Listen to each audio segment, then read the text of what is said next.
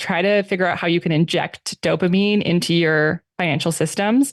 So it kind of goes on like thinking what systems work for you, but instead you're thinking about what things you enjoy and give you dopamine. So then when you're sitting down to create a financial plan, it's not just crunching the numbers. It's also thinking about how does this fit into or apply in my life? Like if we're talking about ADHD or neurodivergence, it's not enough to just crunch the numbers and come up with like a budget plan. You also have to think about, okay, what system is going to allow me to stick to this budget month to month or like allow me to execute on this. ADHD Rewired, episode 547.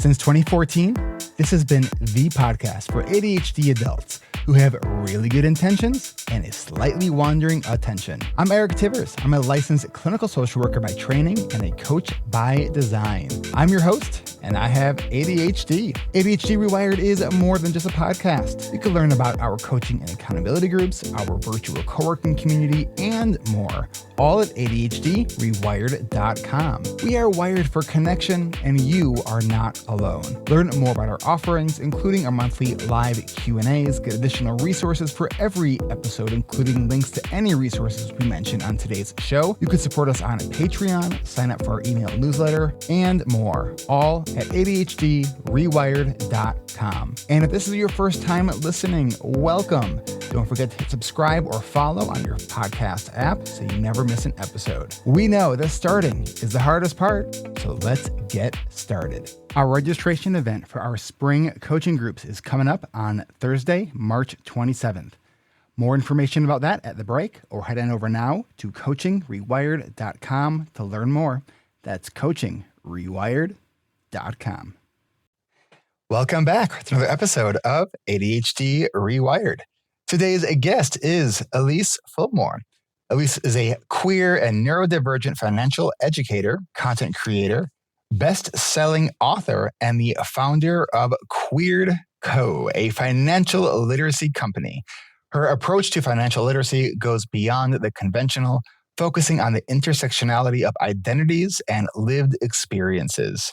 Ellyce is passionate about helping her online community of over 500,000 find the right tools, strategies, and perspective to create a life where financial stability and joy coexist. Hey, Ellyce.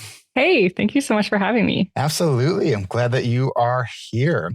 All right. So talk to me about this idea of this intersection of identity and finance. Yeah. So basically, when I started getting into the finance space, I really felt like there was something missing. Like it was always advice on the math and the formulas and, crunch all your numbers of how much money is going in and how much money is going out, and figuring out the perfect way to balance all that is going to solve your financial problems. And I felt like I was doing those things, but I was still really struggling with my money. And I also at the time was working in a financial aid office at a rec center. And so I was speaking with a lot of different people, and especially a lot of different marginalized folks, about their experiences. And a lot of them would open up to me about their financial struggles. And just hearing their stories and their lived experiences and what they'd been through, I was just thinking like, there's something more to this. Like there are real barriers that people are facing, real struggles that they have in their life, things that are preventing them from taking these steps. But most of the financial education out there is so just focused on the math and the numbers. So that's when I started kind of exploring that more. And during that year, I also came out as queer and was diagnosed with ADHD, which further kind of led me to examine this connection between how these pieces of my identity had impacted my financial decisions. And all of that kind of led me to where I am now, where my approach to personal finance is this identity-based approach, because I believe that who you are as a person, how you grew up, how the world treats you, how you move through the world, the identities you have that affect your privilege or subject you to systems of oppression, mental health challenges that you have, your culture, all of these things like play a huge role in all of the decisions you make. And of course, that would involve your money. But for some reason, we tend to put finances in a vacuum and not think about that. So I really wanted to center identity and really put the personal back in personal finance. Like it's ironic, it's called personal finance and we don't ever talk about the person, but I wanted to kind of center that in my approach and really think about, okay, who are you and what is your money story? How is that affecting your financial habits and behaviors? And how can we create a financial plan for you, a system for you that's going to really make sense with the way your brain works, the way your life is, your goals, like all of these things, instead of just like applying this cookie cutter approach that so many financial experts do. So with this sort of identity centered approach, it doesn't eliminate the need for the math and the formulas, right? Like, where does that play into it? Because like, I love the idea of starting with the why. I mean, that makes things make sense for my brain. I think a lot of neurodivergent brains, right? Mm-hmm. But there's still the execution of the financial stuff. Yes. How do we go from identity to execution? The important piece is like understanding that identity piece first. So you know kind of, okay, who am I? How do I move through the world? What things are important to me? What are my goals? So you have that in your mind first.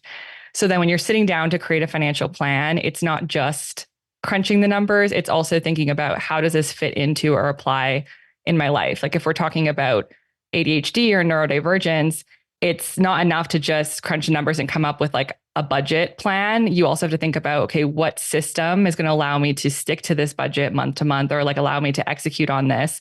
And so the numbers do come into it, but even when the numbers come into it, it's viewed through the lens of your identity and your life rather than just like the lens of what is like quote unquote the best or right financial decision.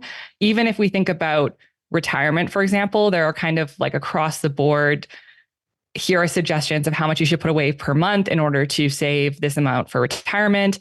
But then we're not asking the questions of like, well, what is enough money for you? Like, how much do you actually want to retire? What age do you want to retire at? What is your retirement going to look like? What things do you want to do in retirement? Like those questions aren't really asked, and that might change the entire formula, right? Like, someone might only need whatever, 800,000 at retirement, and someone else might need 3 million. That's going to be a very different approach to kind of saving. So, I mean, yeah, the math does come into it. And I'm not saying that it like replaces that, but I think that just like, it's the lens that you view it through. It can actually change all the numbers that you're using and like the way that you're approaching things. We can't say that any particular strategy for anything is a panacea for any identity, right? It's like, I'm sure you could ask the question, like, what's the best tool for someone with ADHD? Yes. Like, yeah. And it's just like, if I had a dime for every time I got asked that question, right? It's like, well, it's the one you use. So how do you help people identify what's going to work for them? Because I know for myself personally, financial stuff trips me up. Mm-hmm. I find it overwhelming. I find it so like detail oriented and requires really staying on top of stuff. It really requires a lot of executive function for me to, I think, really effectively manage my finances. And I've learned that budgeting by intuition is not the best strategy. Yeah. So, I mean, this is kind of like a frustrating thing to answer, which I understand. Just like you mentioned, I find myself a lot of times saying, it depends. There's not one right answer. I think it comes down to really knowing who you are and like what kind of works in your life. So what I often tell people is think about other systems in your life that have nothing to do with money. Things such as like if you have any sort of bedtime or morning routine, if you have like, what do you do around cooking meals or like meal planning? What about any sort of moving your body or exercise that you do? What about school or work? And I think people get intimidated when they hear that because they might say, well, I have no systems, like nothing's working.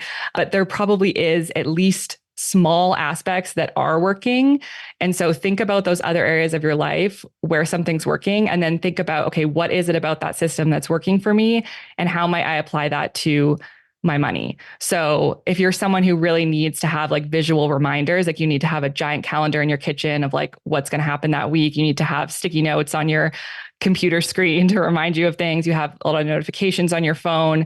How can you make finances more like visual in your face? How can you put like reminders up somewhere or, start notifications for that? If you're someone who really thrives off of external accountability, is there a way that you can create that with your money? Can you, do it with a friend and body double? Or is there, a group that you can join or a membership or something like that that's going to give you that external accountability? So just kind of thinking about those smaller things. It doesn't have to be like a full perfect system, But thinking about those, that can be a starting point for your finances. But ultimately, it is going to take some trial and error, which I know is frustrating and annoying to hear that. But like, it's going to take a little bit of trying some different things. But I think something that's important, especially when you're neurodivergent, is something I say all the time is that tools expire. Yes, I So like that. even if you do find something that works, there will very likely be a point in the future where it doesn't work anymore. But I think if you go into it knowing that, instead of shaming yourself when suddenly something isn't working and like going down this spiral of like, I suck, I can't stick to anything, you just recognize that, oh, that tool just expired. Okay, throw it in the garbage. It's frustrating, but like, let's just move on to something else instead of trying to force this thing to work for 6 months and feeling bad about it. I would say put it, instead of throwing in the garbage, put it in storage, because, it's like, yes, after you build this, a big enough toolbox, the old can become new again. Yes. Which is something I've absolutely have learned throughout the years. Being, neurodivergent, I think we need to like almost embrace this idea of when you're neurodivergent, if you have a growth mindset, embracing the trial and error lifestyle. Like, because it kind of has to be, right? Like, because whatever is working now, great. That's for now. And it doesn't mean when it stops working that it doesn't work. It just means that our brain it ran its course and is no longer new, novel, or interesting. And so now our brain doesn't like to pay attention to those things that are no longer interesting. Mm-hmm. Right? Yeah. Now, your book that you wrote recently called Keeping Finance Personal. What inspired you to write this book? So I felt like, as I kind of mentioned earlier, there was a gap in the information. And I, being in the industry, have read a lot of finance books. I've listened to a lot of finance podcasts, watched YouTube videos, like seen a lot of creators. And I do feel like there's way more diversity now than there was when I started, which is amazing to see, but not necessarily when it comes to books and more of like traditional forms of education, I guess. And so, yeah, I just felt frustrated that there wasn't a book that I could read that talked about this, and that so many books were leaving out the aspect of identity completely. Like, not even acknowledgement of, hey, I'm a white man and maybe I have a little bit more privilege than some people. Like there's books where that's not even breezed by.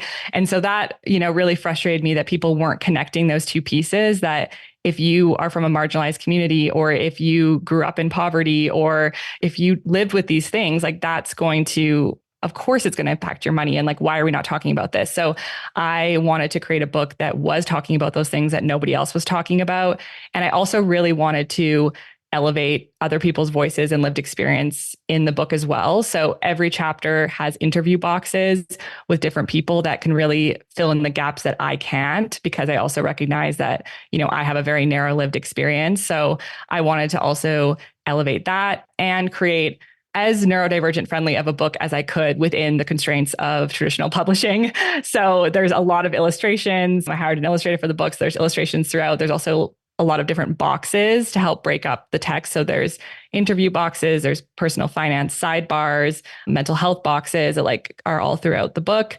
And in the audiobook, we included different audio cues to represent those boxes and things like that. So yeah, I just really felt like there was something missing. And so I wanted to fill that gap. And I also struggle with short form content online and getting all of my thoughts out and like nuance and context. So this was kind of like the perfect way for me to really lay something out and explain my thoughts behind it. And then also back it up with research and other people's experiences, and do that in a more thoughtful way than you're always able to do on short form content. I can very much relate to that. That whole idea of I would have written less if I had more time. Very relatable. So let me ask you this. So what would you say is maybe a commonly held belief around finance that you think is just really bad advice especially for, generally for people with ADHD and who are neurodivergent?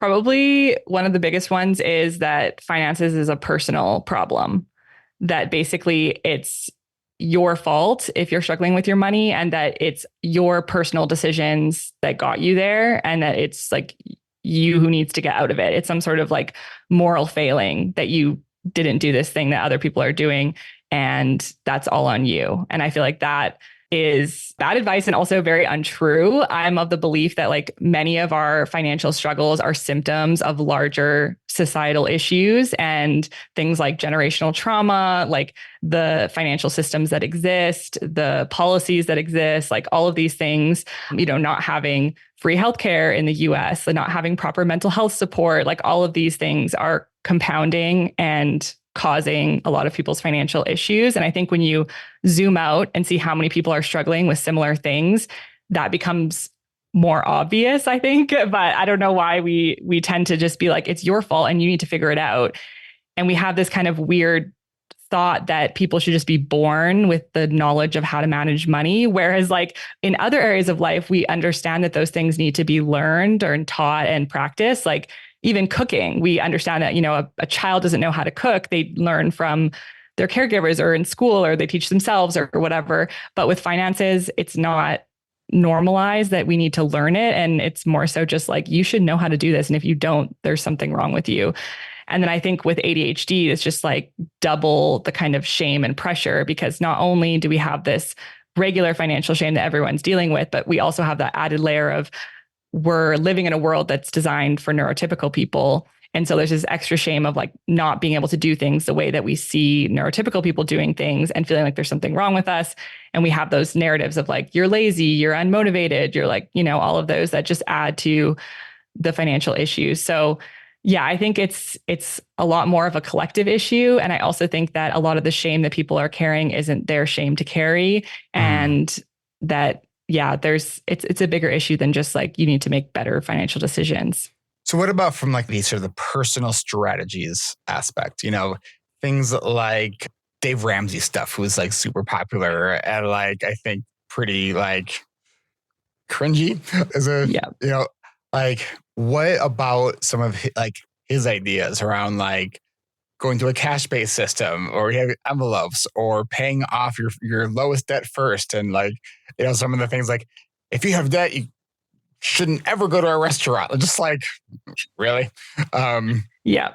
So what are your thoughts about like those kinds of like, because I think that people are trying so hard based on popular ideas.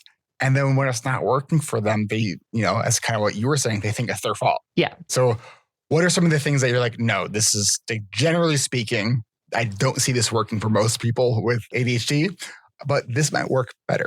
So what do you think? I mean, as a whole, I dislike Dave Ramsey and a lot of the stuff he says. And his whole like approach is very much like the white male American dream. Like that's the path he lays out. It's very much like that, pay off your debt, buy a house, have kids, like pay for your kids' college, like this kind of outline. So I think just from the baseline, there's an issue with that because it doesn't take into account that people want different things. There's a lot of people that don't, want to buy a home or don't want to get married or don't want to have kids. But on like the smaller scale, I think one of his beginning steps is like having a $1,000 emergency fund, which I think is an incredible place to start. But I think that personally, your emergency fund needs to be, I would say at least 1 month of your expenses, but I would aim for more like 3 months before really aggressively tackling other goals, because $1,000 for a lot of people right now wouldn't cover a lot. And especially when you have ADHD, like you could easily blow a couple hundred of that on like a hobby that you're really excited about and you buy a bunch of stuff. So like you need maybe a little bit more of a cushion to cover some of those things. And we're also more prone to like, forgetting to get our oil change for like a really long time. And then that leads to more issues that cost more money and like things like that. So we kind of have to take that into account. So that would be one of the things. Also, his thought that you should pay off debt and basically not live your life and restrict yourself completely. I think that like complete restriction never works for anyone, but especially people with ADHD, like that is going to be so hard to do. And it's going to be unsustainable. And they're likely going to have a moment where they are, impulse spending or something like that. And that's going to lead to like, oh, I can't even stick to this plan. So like, why even bother? So I definitely think that your budget should have space for fun money no matter what. And I personally like to put this on a separate card that's separate from all of my daily banking. So I have a spending allowance card, and I know that I can spend this on whatever I want guilt-free. So any hobby, any hyperfixation, any random thing that, piques my interest, I can spend it on that. And so that's helped with removing a lot of guilt around spending when you have debt and things like that. But also having it out on a separate card makes it harder to transfer money on from like savings, dip into savings, transfer. It's like there's more physical barriers as well, having it separate. So that would be another one. Like, I don't believe in the complete restriction. I fully believe that like your happiness and safety and security should come before these large corporations. So, not saying default on your minimum payments, but like you don't need to aggressively pay them down before you have some form of stability. So that would be another one. I also do not believe you need to be debt-free before you tackle any other goals. I think it does depend on like the type of debt, whether it's high interest or low interest and how that's affecting your life. But you can definitely be paying off low interest debt slowly and also be investing and saving for other things at the same time. So yeah, I also don't agree with that. The cash system, it can be good for some people. I will acknowledge that, the envelope system, having that kind of organization, but I think it's really becoming unrealistic in the world we live in now. I know there's a lot of places here that don't even take cash anymore. And so I think that ultimately will be a hindrance for a lot of people. And yeah, the idea that you shouldn't have a credit card and things like that. I mean, I think that there's a time and a place. Like if you're someone who struggles with credit card debt, then do your spending on a debit card, don't use a credit card for a while. But a credit card is ultimately going to help you build a credit score, which is very important for a lot of people's financial goals. Even like renting, when renting here in Canada, you have to give your credit score. So those things that he says, like, I just think they're so outdated and don't take into account the way the world works now. And also, of course, don't take into account people's individual goals. Like there are many different reasons why you might want to do something before something else. And so I think that it doesn't make sense to lay out this one formula and path that's going to work for everyone, because it's just never going to work like that. In terms of like the debt payoff, you mentioned the paying off the smallest debt first. I think for a lot of folks, I actually suggest like an emotional debt payoff approach. So taking into account somewhat like the interest rates, obviously if you have one that's like 20% and one that's like 4%, you'd want to maybe address the 20% first, but thinking about which debt is causing me the most like emotional distress or emotional reaction, because getting rid of that debt could free up a lot of like mental capacity and just like emotional capacity. And so paying off that might make more sense, even if it's not necessarily on paper the one that Dave Ramsey would suggest to tackle first. So yeah, all just kind of things like that. Like if you owe money to like your ex-partner or something, like that could be causing you a lot of distress. And that might be way more important to pay off for you than, say, your student loan debt. Let's take a quick break. And when we come back, I want to kind of continue to just dive into this idea of sort of values-based and identities-based finance. So we will be right back.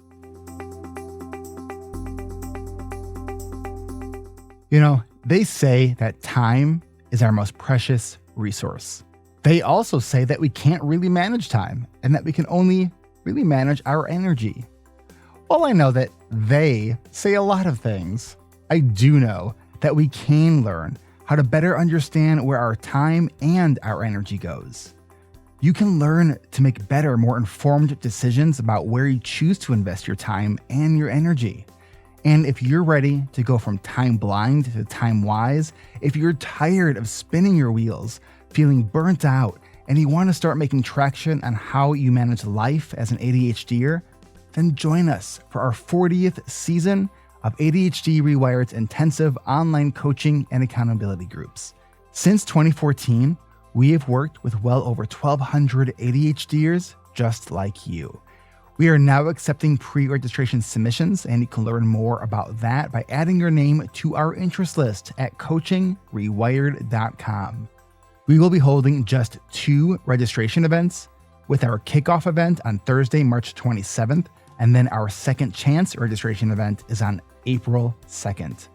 Spring sessions are April 24th through June 19th, and we meet at 10 a.m. Pacific, 1 Eastern, on Mondays, Wednesdays, and Thursdays. For more details about the schedule, visit coachingrewired.com. This really is a wonderful way for you to invest in your growth as an ADHDer. And as an investment, don't wait until the Second Chance event. Come join us for our kickoff event, and you'll get $120 off your enrollment fee. 3 and 6 month payment plans are available, which means you can join on a budget. 6-month interest-free payment plans are available through PayPal Credit and are subject to credit approval and only available to U.S. residents. And look, I know that groups like this aren't financially accessible to all listeners, but based on the number of people who have joined who told me that they were thinking about joining for 2 or 3 years before they actually did, if you think you might want to join at some point, can you set up an auto savings account that puts $25, $50, or even $100 a month in an account that is earmarked for your ADHD? Even if you don't use it to join our program, it will be there for your future self, and your future self will thank you. If you're ready to jump in to something intensive with a community who understands you, go now to coachingrewired.com and get started with pre-registration by adding your name to the email list and then check your email. That's coachingrewired.com. Spring is the season of growth, so come grow with us. One more time, that's coachingrewired.com. Do you find that for certain types of things, you can get more done and stay focused better when you have others around? Welcome to Adult Study Hall. If you struggle with getting things done alone, Adult Study Hall, or ASH, at ADHD Rewired is here to help. ASH gives you real-time virtual co-working spaces where you can work alongside others who get it. No more feeling stuck or isolated. Join us in our 24/7 quiet co-working room, or join one of our guided sessions that we call ASH Plus.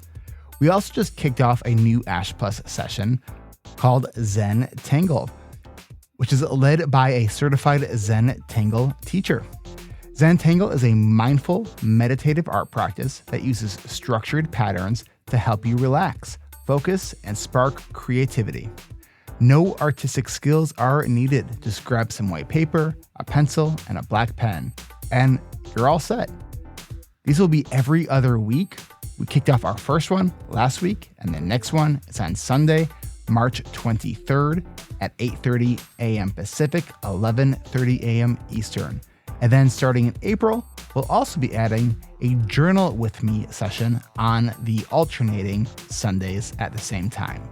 And the best part, membership is just $19.99 a month, or save 37% when you commit to your annual plan for just $150. Get stuff done, stay accountable, find your flow. Join the community that works with you. Sign up now at adultstudyhall.com and start co-working, writing, planning, meal prepping, cleaning, or Zen tangling with us. That's adultstudyhall.com.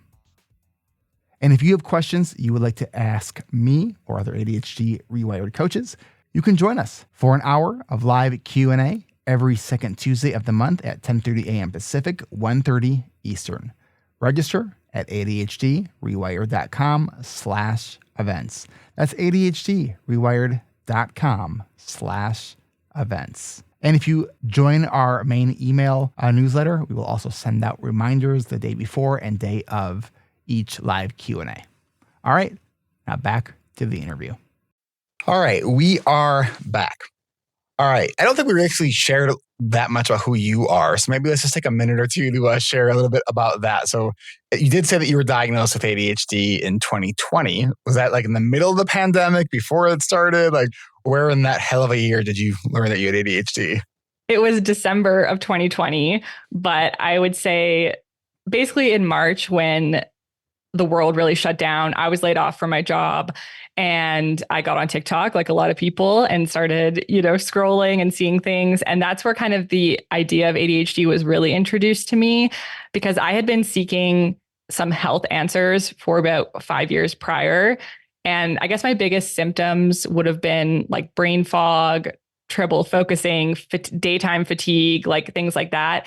And so I was sent for blood tests, allergy testing, daytime and nighttime sleep study, prescribed medication for anxiety, like all of these different things, and never really had any answers and nothing that was helping. And then when I was laid off and at home all the time, I actually was struggling a lot more because all of my kind of bookends of my day and week were now gone. And so I was struggling to take care of myself, to get anything done, to, do basic daily living tasks. And then I was also scrolling on TikTok a lot and seeing people talking about ADHD, specifically people that were diagnosed later in life, and also particularly a lot of women talking about it. And I had that kind of stereotypical definition of ADHD in my mind. I didn't really know a lot about it. And so that prompted me to do a lot of my own research and do all the online tests and like do a bunch of things. And then I called my doctor and was like, I'm pretty much 100% sure that I have ADHD and you need to test me. So that's what led to the eventual diagnosis in December. But yeah, it was a wild year. And then you also said that you've recently sort of self-identified as probably having autism. Yeah. So that's kind of came later. My partner is also self-diagnosed autistic, but I mean, based on our knowledge, we think that the autism shines through a lot more than her ADHD. And for me, it's kind of the ADHD shines through a lot more. But she was doing her research and she kind of just kept talking to me about it. And then that kind of prompted me to be like, I think maybe. And I've always thought that my dad is autistic.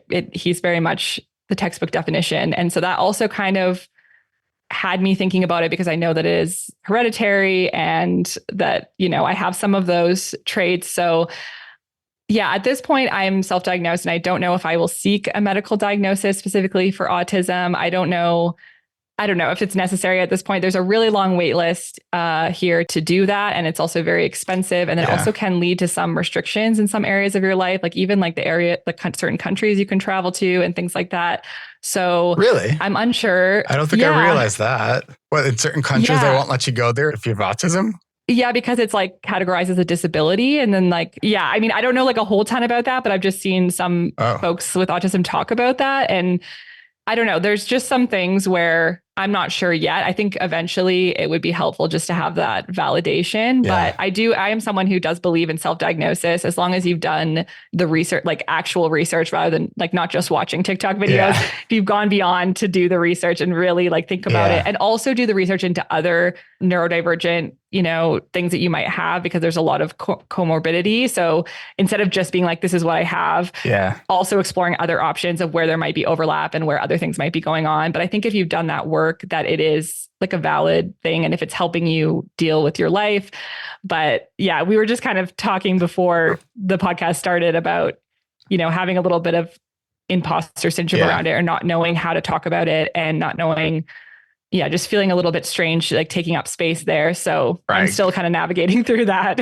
As I'm trying to it's, I even got some referrals for this like queer friendly practice that does like an autism diagnosis. And, I just have to call my insurance company to see if it's actually covered because they are very costly. But it is this weird space of like, do I get to talk about it if I don't have that medical diagnosis? It is a weird kind of space to be in, but it's one that I'm talking about and exploring and, sharing kind of the messy middle of that process.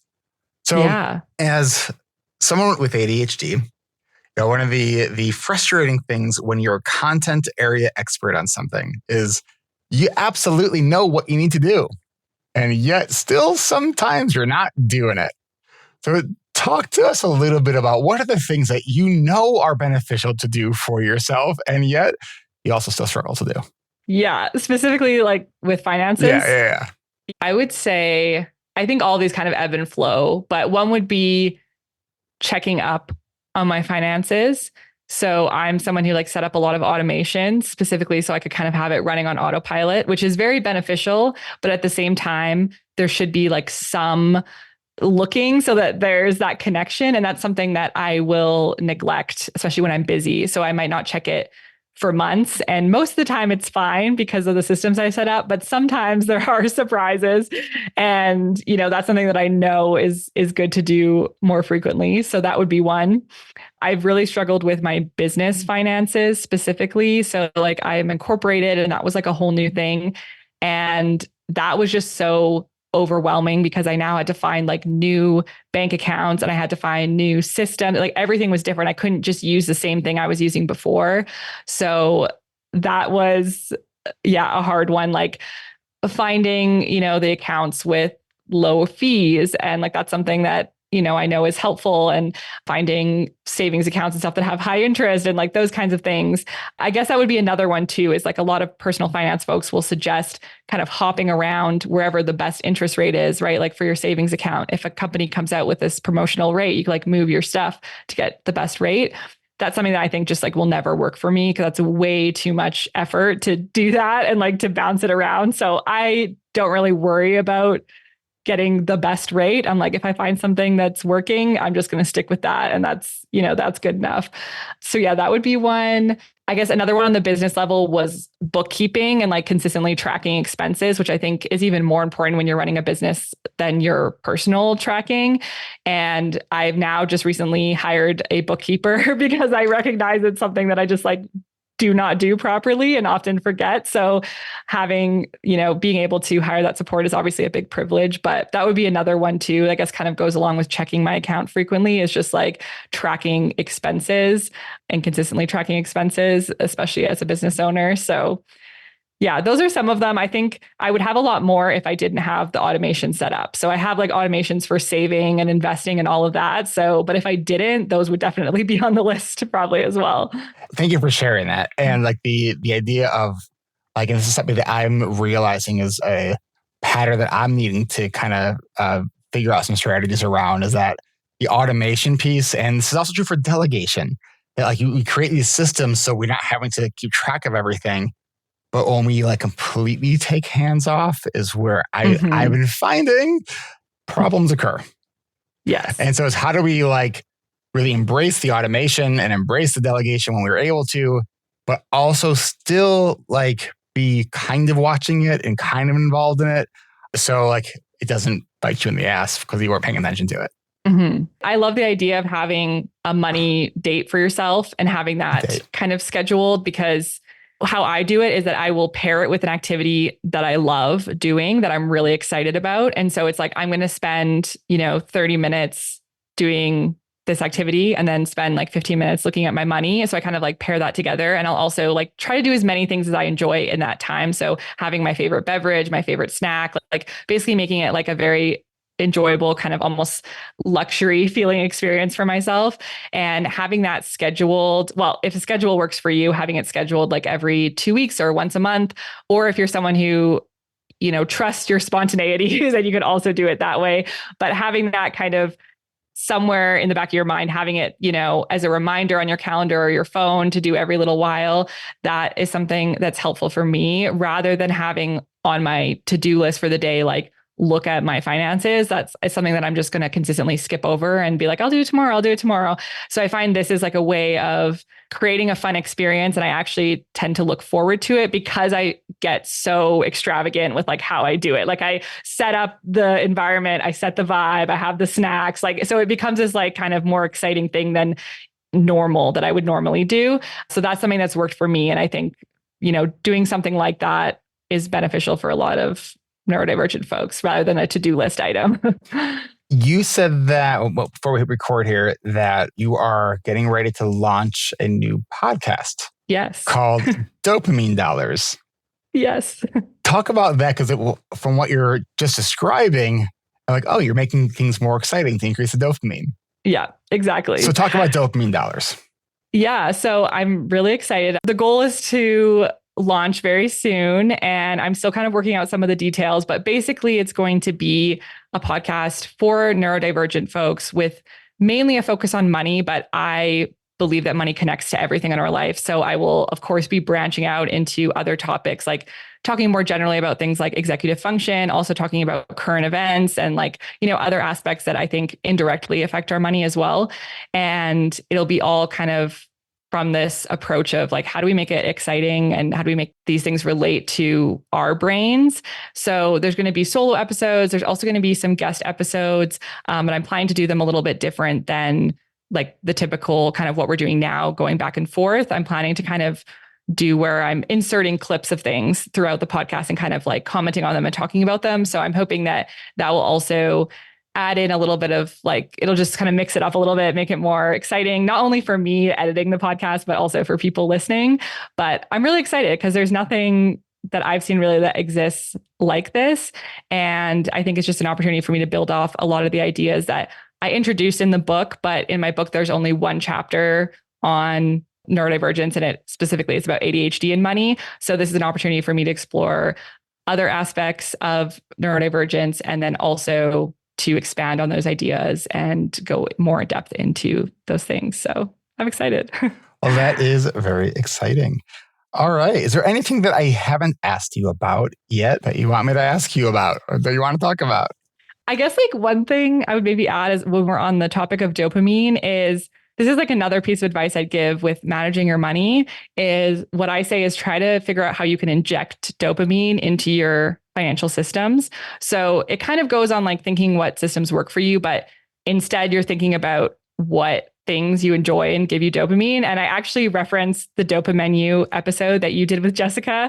I love the Dopamine, and I think it's such a great tool to use for your finances as well. And so basically, like, I mean, yeah, you could probably do a whole episode on the Dopamine, but basically having this like list of ideas of things that give you dopamine on hand. And so when you're feeling like you want to impulse spend, which is like probably due to you wanting the dopamine that comes from that, is like you can turn to your Dopamine and pick something off there, and it eliminates that like needing to think of something in the moment. Because if you're choosing between, okay, do I buy this thing right now and get the dopamine I know I'm going to get, or do I try to think of something else to do? Like you're always going to choose the thing that's more available and kind of obvious.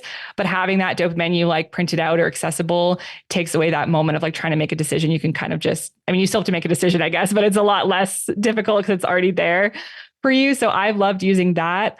And I think just like thinking about, okay, what are my special interests or current hyperfixations and how can I weave that into my money? Like whether it's like saving up for something or just like making a themed template that has to do, like I just recently made a Taylor Swift savings tracker. It's like a color in tracker and it has like all the different Taylor Swift eras and, you know, things like that. Is like, it makes that whole process now more fun because I'm not just coloring in like a jar, I'm coloring in like the Taylor Swift eras, and that's more exciting for me. So that would be like another thing that I would just add is like, you know, take all those things that you love and that are interesting and that give you dopamine and try to like inject those into your money so that maybe the task itself doesn't become more enjoyable, but like the act of doing it can become more enjoyable because it's paired with something else you love. I've definitely done that in the terms of like savings accounts that I have, like, you know, monthly. Each month I have money drawn automatically to different savings accounts. I have one for my motorcycle hobby, and I have one for vacation and seeing concerts. And so when I get to see like, ooh, this account's getting up there, like I can actually like do something with this now. Like it is exciting, and it is kind of sort of fun to see that. Yeah. Yeah. And like also just something else I'd add there is like having, you know, milestones along the way, like breaking up your larger goals into those smaller things and having like rewards for yourself or like celebrations for yourself along the way, because a lot of times those really long-term savings goals can be really hard to stay motivated to do and like seem so far out. So, you know, instead of focusing on saving up $5,000, like focus on saving 500 and have like a little celebration after you do and like break that down a little bit smaller. And that can really help like staying motivated along the way as well. All right, I'm going to ask you one last question here, and then I'll ask you to share your website. What is the most frivolous thing you've spent your money on recently? I mean, I recently spent a lot of money on a new hobby, but I wouldn't say that's necessarily frivolous. Probably, I guess like clothing would fall under the definition of it was like not a need. So buying some new clothing. But yeah, I kind of like, I mean, I'm of the belief that there's not really like frivolous spending. Okay. Because if it's, you know, if it's like aligned with your values and it's something that you want, I think like a lot of it does come with, you know, society's view on like what's a waste of money versus not. But I guess like, yeah, I would probably say clothing because I didn't need it. It wasn't like I'm replacing something that I need. It was I just want some cute clothes. Okay. And that is, and I think you're just learning how we can do that in a way that doesn't put us in financial trouble, but also allows us to enjoy life. Because it's like, if we're all like, yes, we want to be thinking about our future self. And we probably, as just a community, probably need to do more things to consider our future self, because we tend to be very in the, oh, this feels good now, so that's what I'll do. Right. Yeah. But I also think it's trying to figure out how do we find that balance of Like, yes, like don't just do everything that feels good right now, because we do need to consider our future self, but also allowing ourselves, that sort of budget of, you know what, I absolutely didn't need that, but that seemed really fun at the time, and I'm going to enjoy that guilt-free. Yeah, totally. And I think that having that sprinkling in of happiness and joy in your budget every month, like that makes it so much easier to actually reach your other financial goals. And I think that like complete restriction hardly ever works for anyone. I wonder if, for listeners, even just like having a savings account that's literally labeled like a happy account. Because I think for some people, they think about these different savings accounts and they're like, I don't know what I'm allowed to like do with this. Like what's considered like, I don't know, a reasonable expenditure for my savings. Like, should that be part and so it's like, it's a completely discretionary fund that like you say, okay, I can put, even if it's $20 a month, if that's all you can do, like it will eventually add up, especially when you have ADHD, you're going to forget to look at it for a while. Then you look at it again and you're like, oh, I have several $100s in there or several $1,000s in there, and go have fun. Yeah, that's when the out of sight, out of mind really comes in handy. So savings accounts. That's my best investment strategy is I just don't really look at my investments very often. Yeah, it's honestly a good strategy because looking at investments too much could be like panic. So yes. Yeah, I love that. All right. So why don't you share your website and how people can reach you, and anything else you want to share? Yeah. So my website is just www.queeredco.com. And you can also find me on Instagram at Ellyce.Fulmore and TikTok at queered.co. And then my book is called Keeping Finance Personal, and you can get it wherever you get your books pretty much. And it's available in hardcover, ebook, and audiobook. And my podcast, Dopamine Dollars, will be launching soon, maybe by the time that you hear this episode. And that will be for sure on Apple Podcasts and Spotify and probably all the other major ones like Google and things like that. Awesome. Ellyce, thank you so much. This was a lot of fun. Definitely check her stuff out, and we will have links to everything that she just mentioned in the show notes for this episode. So thank you so much. Thank you for having me. Of course. I want to thank Ellyce Fulmore. This episode was recorded back in May of 2024. Ellyce has launched her podcast called Dopamine Dollars. And while right now she's taking a bit of a break, which I definitely recommend to anyone thinking about doing a podcast, she does have 13 episodes out right now. And I want to thank you for listening. Hey, if you liked today's episode, please consider leaving a rating and review on Apple Podcasts or any other podcast app that accepts reviews. Also, sharing this episode with someone that you know is another great way to support this podcast and someone who benefits from it. And if you love it, consider becoming a patron. All right, I'll catch you again in maybe 2 weeks. That's kind of been what I'm shooting for lately. Maybe 3 weeks. I am really listening to my energy. I'm feeling good.